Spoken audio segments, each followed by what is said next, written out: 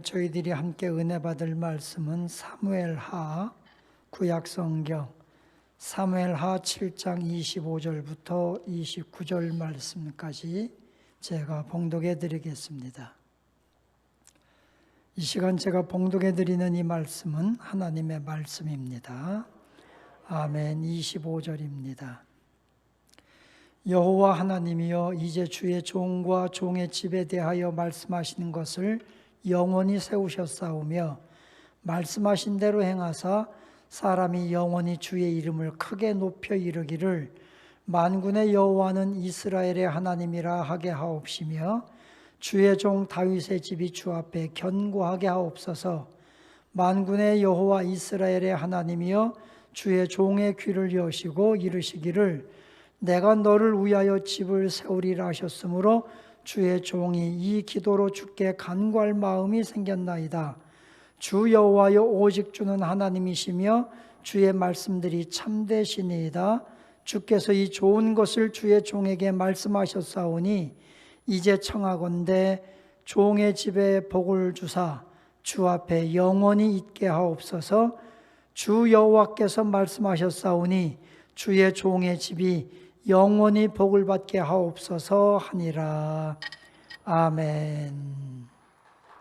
오늘도 이 설날에 주 앞에 나와 예배하는 여러분 모두에게, 또 부득이한 사정으로 영상으로 예배하고 하나님 앞에 영광 돌리는 여러분 모두에게 주님의 평강과 은혜가 넘치기를 축원합니다. 할렐루야.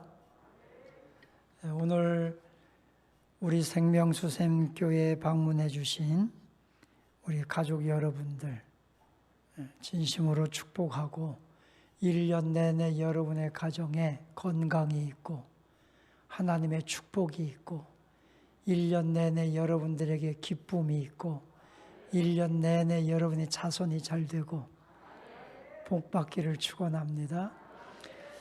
이 설날 음력으로 다시 1월 1일이 시작하는 날을 설날이라고 합니다. 그래서 제가 이 날을 왜 설날이라고 할까 하고 찾아봤습니다.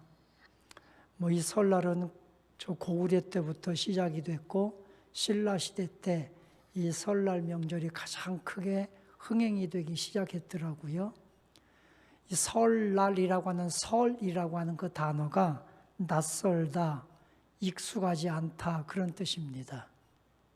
그래서 설날이라고 하는 것은 익숙하지 않은 새해를 맞이한다, 직역을 하면 낯선 또 나를 맞이한다, 이런 의미가 되겠습니다. 그런데 우리가 의역을 하면 설날의 의미는 설렘이 가득한 날, 이런 의미라고 합니다. 그러니까 이 설날은 뭔가 낯선 날이 시작되는 것이기도 하지만 설레는 날의 시작이라는 거지요. 이번 2023년 새해가 시작되면서 제가 지난주에 가스 영수증을 이렇게 받았는데 작년보다 배더라고요. 딱 배 이상이 나왔어요. 올해 시작하면서 가스 요금 오르지요, 기름값 오르지요, 모든 공공요금이 다 오르지요. 불안하게 시작합니다. 모든 것이 염려와 걱정으로 시작합니다. 그런데 오늘 설날의 의미는 걱정과 염려보다는 설렘이라는 거죠. 설렘. 이번 한 해가 여러분에게 설레이는 한 해가 되기를 축원합니다. 이번 한 해 지나면서 수많은 일들이 있을 겁니다. 여러분이 원하는 대로, 여러분이 소원하는 대로 여러분의 인생이 풀려가는 게 아니라 예상하지 못했던 수많은 고난이 있을 수도 있고 어려움이 있을 수도 있을 겁니다. 그럼에도 불구하고 설렘, 이 설렘의 의미를 여러분이 1년 동안 기억하고 살아가기를 원합니다. 제가 중학교 때 담임 선생님이 책을 읽으라고 굉장히 말씀을 많이 하셨어요. 그런데 어느 날 빨간머리 애니라는 책을 다 읽고 독후감을 내라고 하더라고요. 그래서 빨간머리 소녀의, 이거는 제가 사춘기 때 생각할 때 여자들이나 읽는 책이지 남자가 이런 책을 읽나? 그래도 숙제니까 읽었어요.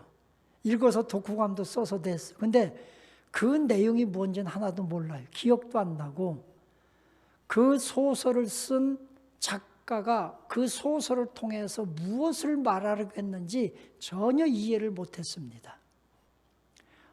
대학교 들어가서 이렇게 생활하다가 어느 날 빨간 머리엔 이 책이 생각이 나는 거예요.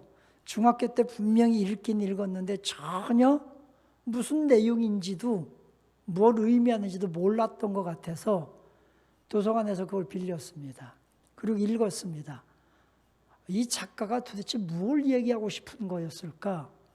읽으면서 제가 몇 가지를 거기서 느꼈던 것이 있어요. 오늘 설교 준비하면서 설날이 뭐지 하면서 이 설을 찾다가 그 빨간 머리의 앤, 그 소녀 앤 이야기가 생각이 났어요. 그래서 제가 그걸 막 찾아봤더니 그 소녀의 대사 중에 이 앤이 주인공이 이렇게 말하는 그 장면이 있어요. 이런 말을 해요.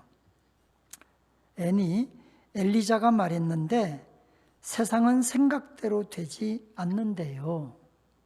하지만 생각대로 되지 않는다는 건 멋진 것 같아요. 왜냐하면 생각지도 못한 일이 일어나니까요. 여러분, 우리 한 해 동안에 우리가 생각한 대로 되지 않을 겁니다. 그래서 스트레스도 받고 불평도 생기고 절망도 할 때가 있을 겁니다. 그런데 오늘 이 빨간 머리 앤 그 작가가 우리에게 해주고 싶었던 그 이야기 중에 하나가 뭐냐면 내 뜻대로 안 된다고 스트레스 받지 말라. 오히려 내가 원하는 대로 안 되는 것이 더 멋진 것이다. 예상하지 못할 일을 만나기 때문에 우리 인생이 얼마나 멋진 것이냐 하는 것을 얘기하고 싶었던 거예요. 성경에도 이와 똑같은 이야기를 우리에게 가르쳐주고 있어요. 우리가 기도하고 신앙생활할 때 하나님께서 나를 축복하시고 은혜로 이끄실 걸 우리는 믿어요. 그런데 전혀 축복하고는 거리가 먼 고난을 만날 때가 많아요. 그때마다 하나님은 우리에게 말씀하셔요. 그 고난을 이겨내라. 그 고난의 포장을 벗겨내라. 그 고난을 통해서 내 인생이 얼마나 멋진 인생으로, 때로는 어둠의 영들의 공격과 내 삶을 주저앉히려고 하는 수많은 압박들 속에서 내가 믿음으로 한 걸음 한 걸음 나갈 때 하나님이 나를 통해 만들어내시는 그 나의 인생이 얼마나 멋진 인생이 되는지 설렘을 가지고 기대하라는 거죠. 그것이 믿음입니다. 우리 사랑하는 성도 여러분, 이번 한 해 동안에 여러분의 뜻대로 되지 않는 것 같아도 낙심하지 마십시오. 절망하지 마십시오. 그것 때문에 스트레스 받지 마십시오. 그런 환경 속에서 우리가 한 걸음 한 걸음 믿음으로 나갈 때 그 고난의 껍질을 벗기면서 그 속에 있는 하나님의 행복, 하나님의 축복, 하나님의 기쁨이 얼마나 신기하게 내 인생을 아름답게 만들어가는지를 기대하고 나가는 믿음의 사람들이 되시기를 축원합니다. 오늘 사무엘하 말씀을 읽었는데 이 본문이 지난 작년도에 제가 한번 이 본문을 가지고 말씀을 나눈 적이 있어요. 오늘 설날을 맞이하면서 예배하는 여러분에게 제가 정말 복을, 하나님의 은혜의 축복을 전하고 싶었는데 어떤 말씀을 전할까 고민하다가 오늘 말씀을 선택했어요. 맨 마지막 29절에 마지막에 그렇게 말합니다. 주의 종의 집이 영원히 복을 받게 하옵소서. 여러분의 집이 다윗의 가문처럼 영원히 복을 받는 은혜가 넘치기를 축원합니다. 하나님께서는 다윗에게 축복을 약속하실 때에 다윗 너에게만 축복한다가 아니라 네 자손 먼 후대까지 내가 복 주겠다 약속하십니다. 이 은혜가 믿음의 가문, 생명수샘교회 믿음의 가문의 여러분에게 이 은혜가 넘치기를 축원합니다. 사울 왕 시대에 블레셋과의 전쟁에서 패배하고 사울이 죽고 가문이 다 멸망합니다. 그러면서 법궤를 블레셋에게 뺏기게 됩니다. 자, 다윗이 왕이 된 후에 블레셋과 전쟁을 하고 하나님의 은혜로 이스라엘이 큰 승리를 거두게 됩니다. 그것이 사무엘하 5장 내용이에요. 큰 전쟁에서 블레셋과의 전쟁에 승리하면서 빼앗겼던 법궤를 찾아오게 되는 거지요. 자, 그 찾아온 그 법궤를 이 다윗이 이제는 예루살렘으로 그 법궤를 가져오려고 준비를 하는 거지요. 가져오려고 준비하는데 어떻게 준비하느냐? 6장 1절 말씀에 보니까 그렇게 다윗이 이스라엘에서 뽑은 무리 3만 명을 다시 모으고, 여러분 법궤를 예루살렘으로 가져오는데 성가대를 조직하고 군대를 조직하고 제사장들을 조직하고 3만 명을 뽑아서 그 3만 명의 사람들이 법궤를 예루살렘으로 가져오도록 준비를 한 거예요. 여러분 대단하지 않습니까? 법궤는요 1.5m밖에 안 돼요. 길이가. 그 법궤를 가져오는데 3만 명을 동원시키는 거죠. 그런데 그 법궤를 아비나답의 집에 두었다가 그 아비나답의 제사장 그 아들 우사가 있는데 우사를 통해서 주휘관이 되어서 그 법궤를 수레에 싣고 가져오게 합니다. 수레에 싣고 그 법궤를 가져오는데 나곤이라고 하는 사람의 타작마당에 이르렀을 때 막 소가 갑자기 뛰는 거예요. 그러다 보니까 법궤가 떨어질 위험이 생겨서 우사가 법궤를 손으로 붙듭니다. 하나님이 진노하셔서 우사가 그 자리에서 죽고 맙니다. 3만 명의 군대가 사람들을 동원해서 데려오다가 법궤를 가져오다가 큰 곤란한 일을 당하고 하나님의 진노가 있고, 그래서 그 법궤 가져오는 것을 중단하고 가드 사람 오벳 에돔의 집에 그 법궤를 다시 두게 되는 거예요. 그리고 3개월이 지났습니다. 나단 선지자를 통해서 하나님의 진노가 멈췄다는 소식을 듣고 다윗이 오벳 에돔의 집에서 다시 예루살렘 다윗성으로 그 법궤를 가져옵니다. 그때는 군대도 보내지 않습니다. 그냥 제사장들을 보내서 법궤를 메고 옵니다. 사실 여러분 법궤는 수레에 싣고 나르는 것이 아니라 제사장들이 메고 날라야 되는 거예요. 다윗이 자기 어떤 힘을 과시하기 위해서 막 3만 명을 동원하고 금 수레를 준비해서 법궤를 데리고 오는데 하나님이 원하지 않았던 거예요. 제사장들이 법궤를 메고 예루살렘을 향해 들어와요. 예루살렘 가까워졌을 때 다윗이 그것을 보고 이제 6장의 내용에 12절 13절 이하 쭉 그 내용 보면 그 법궤가 오는 걸 보면서 다윗이 기뻐하면서 하나님을 찬양하고 춤을 추어 찬양합니다. 법궤가 다윗성으로 들어왔습니다. 자, 법궤가 들어왔는데 이 법궤는 성막에 있어야 되잖아요. 성막에 두었습니다. 다윗은 왕이 된 후에 자기 왕궁 다윗궁을 백향목으로 멋지게 지었습니다. 그런데 이 하나님의 법궤는 저 초라한 성막 안에 들어가 있는 것이 영 마음이 좋지가 않은 거예요. 그래서 7장에 가보면 7장 2절에 다윗이 나단 선지자에게 말합니다. 나는 백향목궁에 사는데 하나님의 법궤는 회장 가운데 있다. 이게 참 보기가 안 좋다. 그러므로 내가 하나님의 성전을 지어야 되겠다. 그렇게 나단 선지자에게 이야기합니다. 그 마음을 하나님이 다윗의 마음을 너무 기쁘게 여기신 거예요.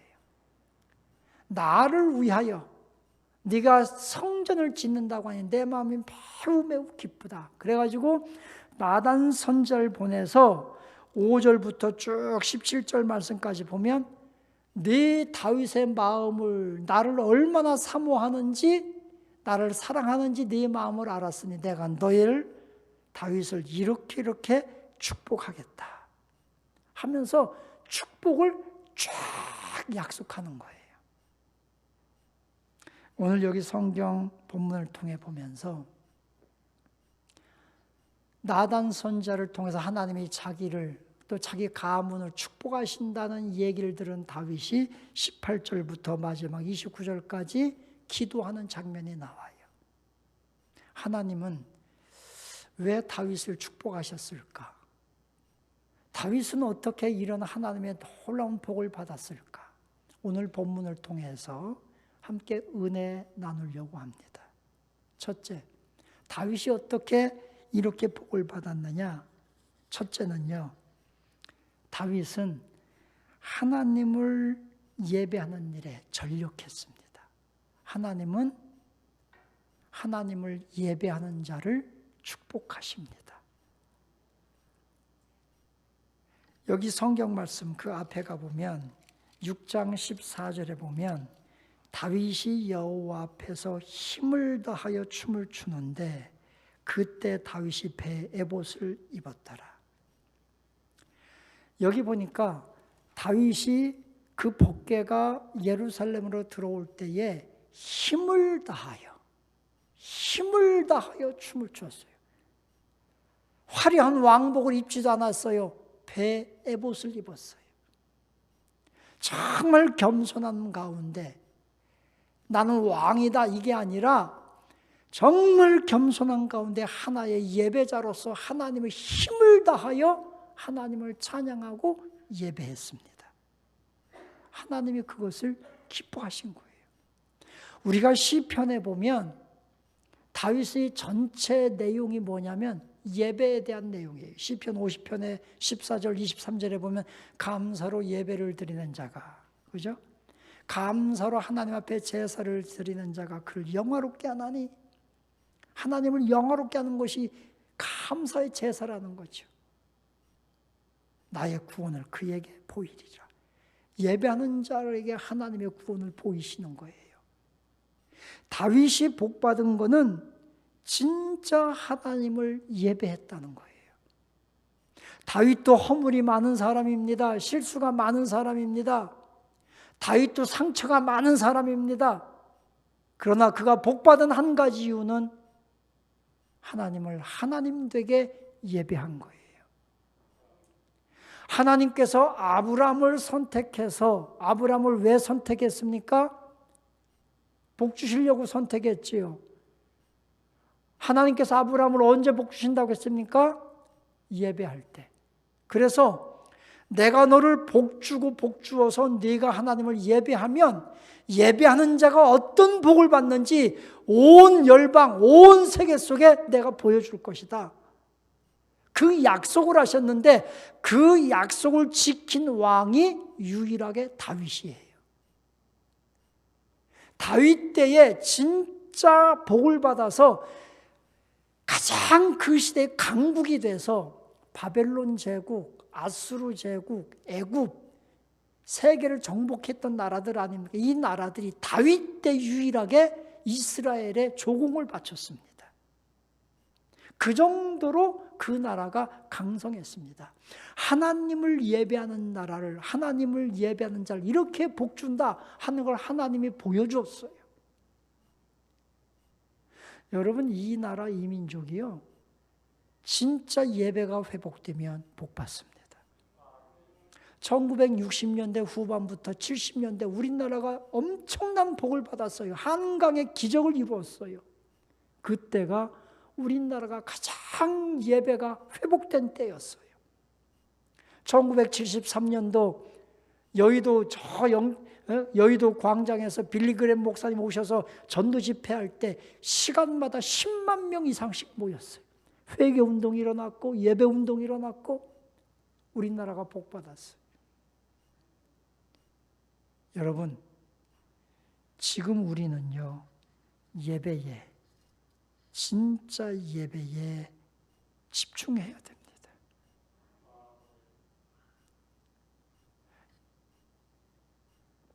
히브리서 10장 25절에 보면 모이기를 패하는 어떤 사람들의 습관과 같이 하지 말고 오직 권하여 그날의 가까움을 볼수록 더욱 모이기에 힘쓰자 그랬잖아요. 예배에 집중하고 힘을 다하는 여러분 되시기를 축원합니다. 그러면 하나님이 복 주십니다. 다윗과 같은 복을 받습니다. 할렐루야. 두 번째는 다윗이 복받은 이유는 성전, 교회입니다. 성전입니다. 다윗은 하나님의 성전을 사모하는, 정말 하나님의 전을 사랑하는 마음을 가졌습니다. 하나님은 하나님의 성전을 사모하는 자에게 복을 내리십니다. 오늘도 여기 성경 본문이나 보면 얼마나 하나님의 전을 사모하는지 자기가 성전을 짓겠다고 하잖아요. 우리가 시편 84편에 보면 여러분이 잘 아는 말씀 1절 2절에 보면 만군의 여호와여 주의 장막이 어찌 그리 사랑스러운지요 내 영혼이 여호와의 궁정을 사모하여 쇠약하며 내 마음과 육체가 살아계시는 하나님께 부르짖나이다. 다윗은요 하나님의 성전을 더 얼마나 사모했는지 자기 육체가 쇠약해지도록 성전을 사모했다. 84편 4절에 보니까 주의 집에 사는 자들은 복이 있나니 그들이 항상 주를 찬송하리이다. 주의 집에 사는 자가 복이 있다고 고백합니다. 10절에 가보면 주의 궁정에서의 한날이 다른 곳에서의 첫날보다 나은즉 악인의 장막에 거하는 것보다 내 하나님의 성전 문지기로 있는 것이 좋사오니 고백합니다. 다윗은요 진짜 하나님의 성전을 사랑했던 사람입니다. 여러분, 우리 하나님의 성전을, 교회를 사랑하는 성도가 됩시다. 하나님의 성전을 사모한다고 하는 건, 이거는 다윗이 내 육체가 쇠약해질 정도로 사모했다, 그 말은요 상사병이라는 뜻이에요. 우리가 사랑에 빠지면 남자들이 한 여성을 사랑하게 되고 여성이 한 남자를 사랑하게 되면 너무너무 사랑하면 상사병이 난다고 그러잖아요. 다윗이 성전을 얼마나 사랑했는지 상사병이 나도록 성전을 사모했다는 거지요. 하나님을 사랑한 것이고 하나님의 은혜를 사모한 거예요. 우리 사랑하는 성도 여러분, 하나님의 성전을, 하나님의 은혜를 사모하고 또 사모하는 성도 여러분이 되시기를 주님의 이름으로 축원합니다. 하나님을 가까이 하는 것이 복이에요. 다른 거 없어요. 하나님을 가까이 하면 복입니다. 여러분, 마귀를 가까이 하고 세상을 가까이 하면 내게 오는 것은 어둠의 일이지만 하나님을 가까이 하고 하나님을 사랑하면 내게 오는 것은 빛입니다. 광명이에요. 주님을 사모하는 거룩한 주의 백성들이 되시기를 주님의 이름으로 축원합니다. 주님을 너무너무 사랑하는 거예요. 주님의 은혜를 사모하는 거예요. 이런 성도를 하나님이 사랑하시는 거예요. 다윗이 그랬어요. 우리 생명수샘교 성도 여러분, 성전을, 교회를, 하나님의 은혜를 정말 사모하는 성도가 됩시다. 주님의 은혜를 사모하면 사모하는 만큼 은혜를 받습니다. 사모하는 만큼. 우리가 간절히 바라면 바라는 대로 하나님이 이루어진다고 했잖아요. 주님께서 나를 찾는 자가 나를 만날 것이고 나를 간절히 사모하는 자가 내 은혜를 받을 거라고 약속하시지 않았습니까? 우리 주님의 은혜를 간절히 사모하는, 세상의 그 어떤 것보다, 우리가 찬송가도 부르잖아요. 94장의 주 예수보다도 귀한 것은 없네. 세상의 그 어떤 명예도, 세상의 어떤 그 부귀 영화도, 세상의 그 어떤 권력보다도 우리는 주님을 더 사모합니다. 이런 믿음으로 승리하는 우리 성도 여러분 다 되시기를 주님의 이름으로 축원합니다. 세 번째는 다윗의 기도입니다. 기도. 다윗이 복받은 이유는 그가 기도를 하는데, 다윗의 기도는 오늘 본문에 보면 철저하게 하나님의 말씀에 의지하여 기도하는 거예요. 말씀에 의지하여 기도할 때 하나님이 그 다윗을 축복하셨어요. 자, 오늘 여기 7장 19절부터 보면, 19절에 보면 주 여호와여, 주께서 이것을 오히려 적게 여기시고 또 종의 집에 있을 먼 장래 일까지도 말씀하셨나이다. 주 여호와여, 이것이 사람의 법이니이다. 그러니까 다윗은요, 하나님께서는 내게 복 주신다고만 한 것이 아니라 먼 장래까지, 내 후손까지 복 준다고 주님이 말씀하셨습니다. 하나님이 말씀하셨다는 거죠. 다윗은 기도할 때 그냥 기도가 아니라 주의 말씀, 하나님의 말씀을 의지해서 기도했어요. 그 기도 전체 내용이 다 그래요.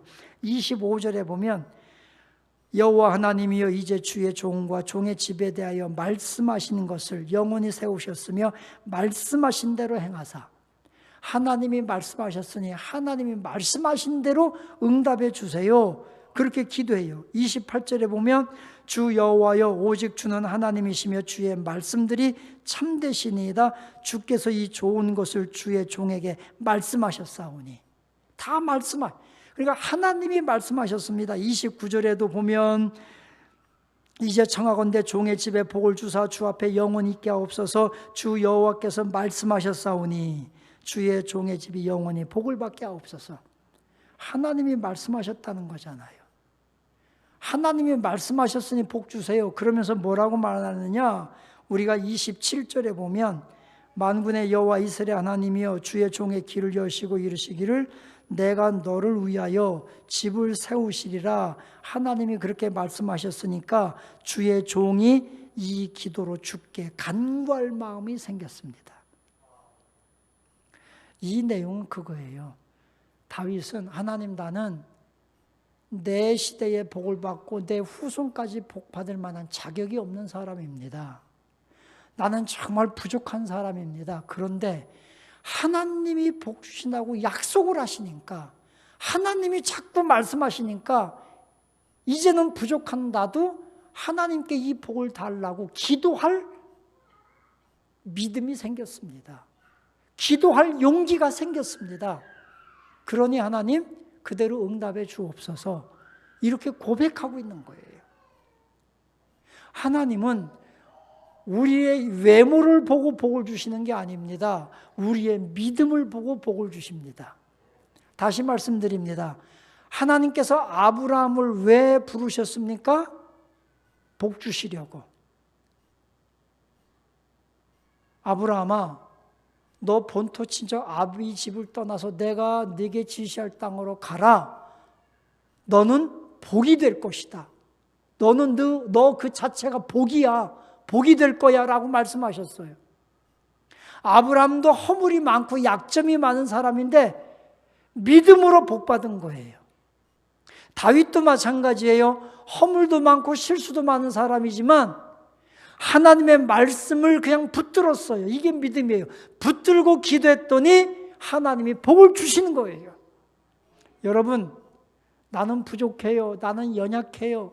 복받을 만한 자격이 없어요. 그래도 오늘 하나님께서 약속하신 이 말씀을 붙들으면 이 말씀의 복이 나의 복이 되는 거예요.